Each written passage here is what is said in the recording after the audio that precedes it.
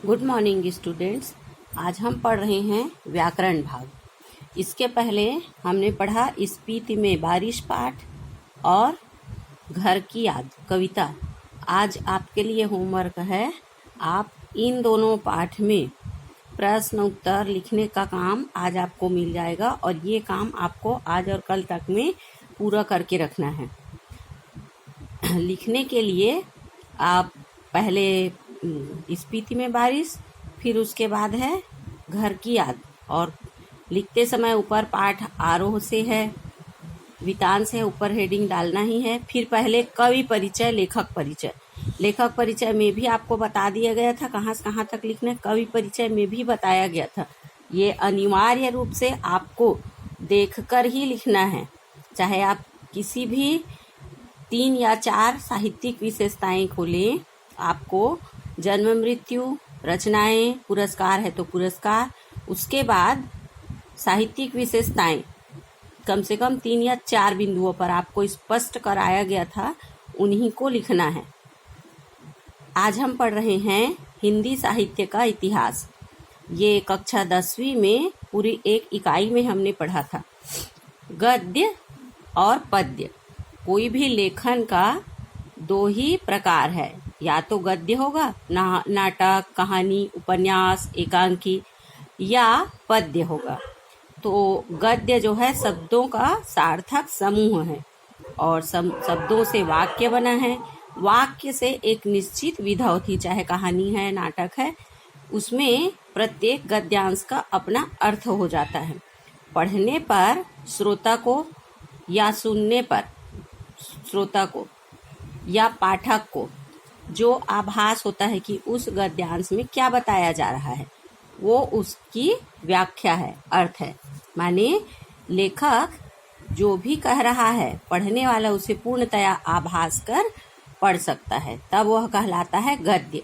माने सार्थक का अर्थ ये है कि कोई भी एक गद्य लिख दे जिसका कोई अर्थ नहीं है, ऐसा नहीं होता। गद्य है माने गद्यांश है, तो उसमें कुछ न कुछ निश्चित बातें होंगी जिसको हम पढ़ रहे हैं, सुन रहे हैं, देख रहे हैं। वैसे ही पद्य, ये होती है कविता। इसमें भावों का बंधन होता है, कुछ रस छंद अलंकार होते हैं, काव्य तत्व, जिनके कारण पढ़ने सुनने में ये अच्छे लगते हैं, मन को भाते हैं, और इन शब्दों का विशिष्ट अर्थ इन्हें विशिष्ट बनाता है। अर्थात पद्य भी वाक्य का ही समूह है, किंतु वह लय और विराम चिन्हों में निश्चित 1, 2, 3, 4 स्टेप पद में बंधा हुआ है, ये कहलाता है पद्य। अब आप कैसे जानेंगे कि गद्य कौन सा है और पद्य कौन सा है? सार्थक शब्दों का समूह, और उस गद्य का जब कोई अर्थ निकलता है वो गद्यांश है, और जो कविता है जिसे लय पूर्वक पढ़ा जा सके और जिसका निश्चित भावार्थ है वो पद्य है। इसी प्रकार पद्य माने कविता। तो आरंभ में भारतीय हिंदी साहित्य में प्रत्येक शीर्षक का अपना अर्थ है कि हिंदी साहित्य का इतिहास माने हिंदी स्पष्ट है हमारी भाषा। साहित्य का इतिहास से तात्पर्य है जो लेखन, नाटक, कहानी, एकांकी जिस प्रकार का आज है वह कभी न कभी आरंभिक समय से रहा होगा। इतिहास का तात्पर्य सिर्फ 2 देशों के बीच की लड़ाई का नहीं है। इतिहास का तात्पर्य है प्राचीन समय से लेकर अब तक की स्थिति। तो समय के अनुसार, जैसे आज हो रहा है हमारे यहाँ जो कोरोना वायरस के कारण, आज से 20-25 साल बाद लोग याद करेंगे कि हाँ उस सन में ऐसा हुआ था, हमने देख लिया, इसलिए हमें यह आज की वर्तमान की स्थिति का आभास है। तो बहुत समय बाद यह एक इतिहास बन जाएगा। वैसे ही हिंदी साहित्य माने हिंदी में कविता, कहानी, गद्य जो भी लिखते हैं उसका भी एक इतिहास है। तो ये है कविता का, माने गद्य खंड का विकास तो बहुत बाद में हुआ। आरंभ में श्लोक हम लोग देखते हैं, यजुर्वेद, अथर्ववेद जो हमारे वेद पुराण भी हैं उसमें क्या रहते हैं? श्लोक रहते हैं, ये कविताएं ही हैं। वैसे ही इसलिए हिंदी साहित्य का अधिकांश भाग कविताओं से पूर्ण है। कविता का इतिहास लगभग 1000 वर्ष पुराना है, बहुत पुराना है। और आचार्य रामचंद्र शुक्ल जी ने आचार्य रामचंद्र शुक्ल जी ने इसका विभाजन किया है, माने समय के अनुसार कि इस समय में ऐसा था, इस समय में ऐसा था, यह विभाजन किया है। इसके अनुसार हिंदी कविता के इतिहास को 4 युगों में बांटा गया है। कौन कौन से युग हैं? पहला आदिकाल, दूसरा भक्ति काल, तीसरा रीतिकाल, चौथा आधुनिक काल। अब इन युगों का समय है, जैसा कि कहा जा रहा है कि इतिहास है तो एक निश्चित समय तक ये रहा होगा, फिर ये रहा होगा, फिर ये रहा। इसमें भी कोई ऐसा बंधन नहीं है, कुछ कुछ चीजें ऐसी होती हैं जो आगे भी हैं और पहले ही नहीं है। तो इसमें पहला है आदिकाल या वीर गाथा काल। आदि का तात्पर्य ही होता है आरंभ। इसमें जो दिया है वो संवत है। संवत 1050 1050 से 1375, ये जो सन दिया है वो आपका ईस्वी सन नहीं है, ध्यान देंगे, ये संवत है। संवत से यहाँ से लेकर यहाँ तक आदिकाल, और इसे ही नाम दिया गया है वीर गाथा काल। दूसरा है भक्ति काल या पूर्व मध्य काल, ये है संवत 1375 से 1700 तक। रीति काल, इसे कहा गया है उत्तर मध्य काल, संवत 1700 से 1900 तक। और आधुनिक काल या अद्यतन काल, ये है संवत 1900 से अब तक, माने जो अभी हम देखते पढ़ते सुनते हैं। अब इसमें सभी की विशेषताएं हैं, आदिकाल, भक्ति काल, रीति काल, आधुनिक काल।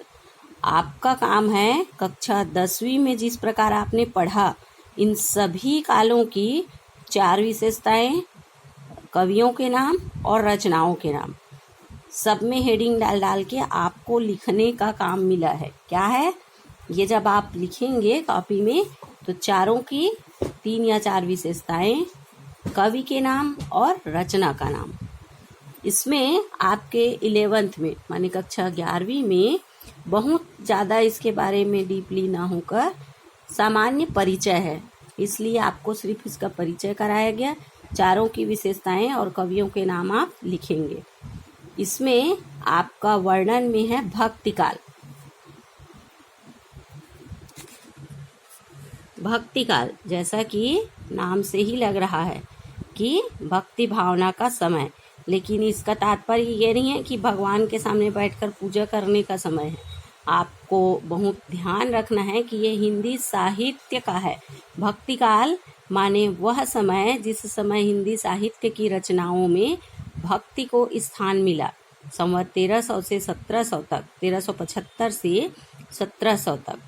और इसमें बताया गया है इसका नामकरण, इस काल में भक्ति परक रचनाएं हुई, इसलिए इसे भक्ति काल कहा गया। और इसमें है, आगे हमने पढ़ा था कि इस समय शांतिपूर्ण भक्ति का वातावरण था, इसलिए इसे हिंदी साहित्य का स्वर्ण काल कहा गया है। क्या कहा गया है? हिंदी साहित्य का स्वर्ण काल। अब भक्ति है माने ईश्वर की भक्ति, तो प्रत्येक लोग अपने आध्यात्म माने अपने अपने अनुसार, अपने जिस किसी इष्ट देव को मान रहे हैं, अपनी विचारधारा के अनुसार भक्ति करते हैं। तो इन रचनाओं में ध्यान देंगे, रचनाओं में ही आप जो लिखेंगे वही सही, क्योंकि यहाँ पर भक्ति का तात्पर्य सामान्य जनता की भक्ति से नहीं है, बल्कि हिंदी साहित्य की रचनाओं से है। इसे 2 भागों में बांटा गया, निर्गुण भक्ति धारा, सगुण भक्ति धारा। माने जिन लोगों का विचार यह था कि ईश्वर का निराकार रूप है, ईश्वर का कोई आकार नहीं है, और इस प्रकार के मानने वाले कुछ लोग ज्ञान को मानते थे, कुछ लोग प्रेम को, तो उसको ज्ञान मार्गी शाखा और प्रेम मार्गी शाखा कहा गया। उसी प्रकार कुछ लोग ईश्वर के साकार रूप को मानते थे, माने ईश्वर का रंग रूप जैसे हमारा सब कुछ है वैसे ही है और उसे माना जा सकता है, तो उसे कहा गया सगुण भक्ति धारा। और सगुण भक्ति धारा में मुख्य रूप से 2 धाराएं थी, रामाश्रयी शाखा और कृष्णाश्रयी शाखा। माने जो राम भक्त कवि हुए वे रामाश्रयी कहलाए, जो कृष्ण भक्त हुए वे कृष्णाश्रयी कहलाए। भक्ति काल की प्रमुख विशेषताएं। हिंदी साहित्य में भक्ति भावना की प्रधानता थी, यही आपका मुख्य बिंदु है। काव्य पर आध्यात्मिकता का प्रभाव स्पष्ट दिखाई पड़ता है। परिलक्षित होना माने दिखाई पड़ना। ईश्वर के सगुण और निर्गुण रूपों की मान्यता भक्तिधारा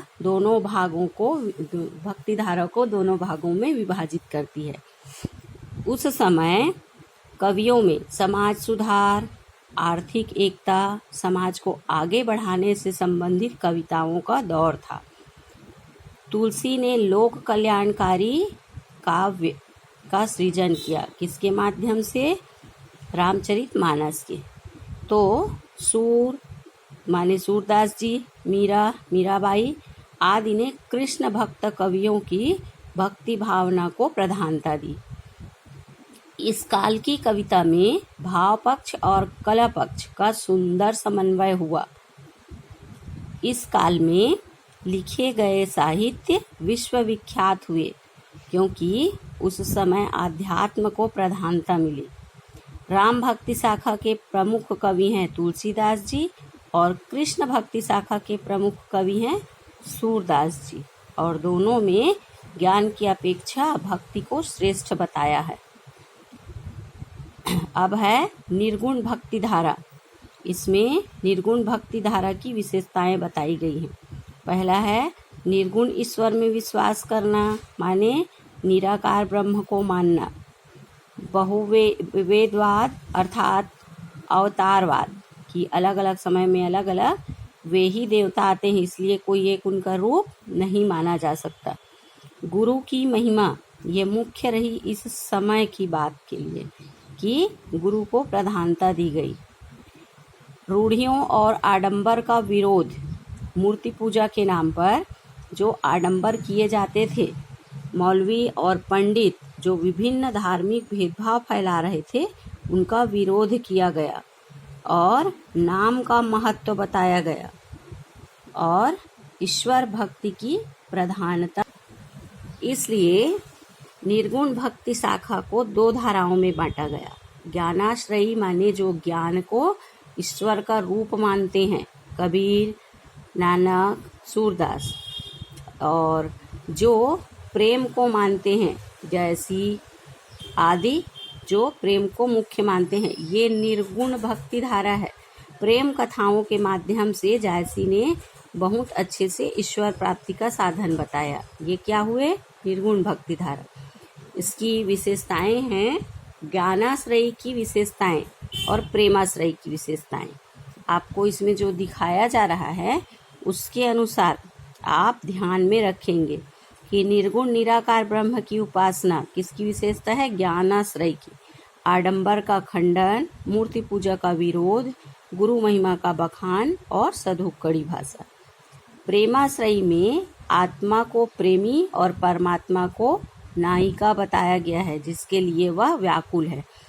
प्रेम कथा को आधार बनाया गया है। गुरु को यहाँ पर भी महत्व दिया गया और नए नए प्रतीकों का प्रयोग किया गया। जिस समाज में हम रह रहे हैं, जन सामान्य माने जनता इन उदाहरणों से समझ पाए। उसके बाद है सगुण भक्ति धारा। सगुण भक्ति धारा में जैसा कि हम रचनाओं में पढ़ते हैं, राम के विभिन्न रूप, कृष्ण के विभिन्न रूप, तो इनको महत्व दिया गया। इसकी दो धाराएं हुई, पहले राम भक्ति शाखा और दूसरा कृष्ण भक्ति शाखा, जिसमें रामायण आदि ग्रंथों के माध्यम से राम भक्ति को प्रमुखता दी गई और विभिन्न पदों और रचनाओं के माध्यम से कृष्ण भक्ति को प्रमुखता दी गई।